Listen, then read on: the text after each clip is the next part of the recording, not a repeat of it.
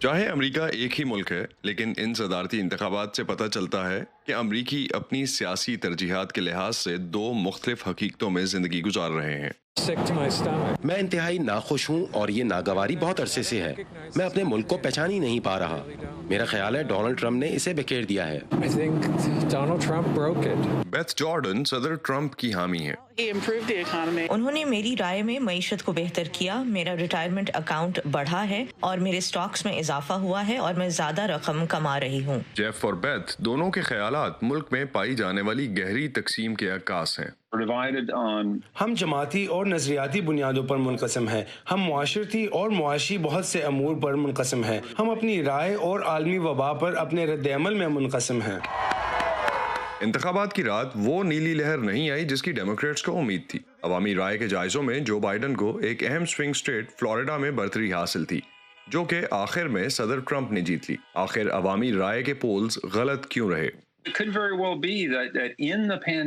یہ ہو سکتا ہے کہ اس عالمی وبا کی وجہ سے بہت سے مفروضے جو بنائے گئے یا ان کے سروس کے لیے کن لوگوں سے کیسے بات کرنی ہے اور اس کے بعد یہ سارا ڈیٹا کیسے مرتب کرنا ہے، اس میں باقاعدہ غلطیاں ہوئی ہیں۔ بے شک جو بائیڈن کی صدارتی مہم صدر ٹرمپ کی وبا سے نمٹنے کے اقدامات پر مرکوز تھی، لیکن انتخابات میں انتہائی سخت مقابلے سے یہ پتہ چلتا ہے کہ شاید ڈیموکریٹس نے ان دوسرے معاملات کی اہمیت کا درست اندازہ نہیں لگایا جس کی وجہ سے ووٹرز صدر ٹرمپ کی حمایت کر رہے تھے۔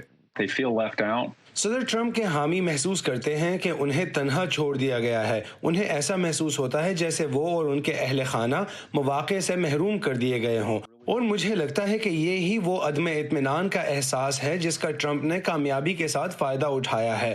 میرا نہیں خیال کہ اس احساس میں سن 2016 کے بعد سے تبدیلی آئی ہو، بلکہ یہ مزید بڑھا ہے۔ اس بار کا سخت مقابلہ امریکہ میں آبادی اور سیاست کے اعتبار سے ہونے والی تبدیلی کی طرف بھی اشارہ کرتا ہے۔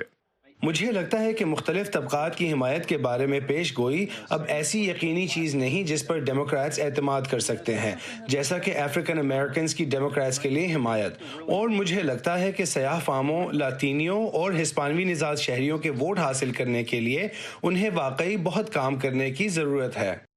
ٹریسی ہنسن، جن کا تعلق جو بائیڈن کی ریاست ڈیلاویئر سے ہے، انہوں نے ٹرمپ کو ووٹ دیا۔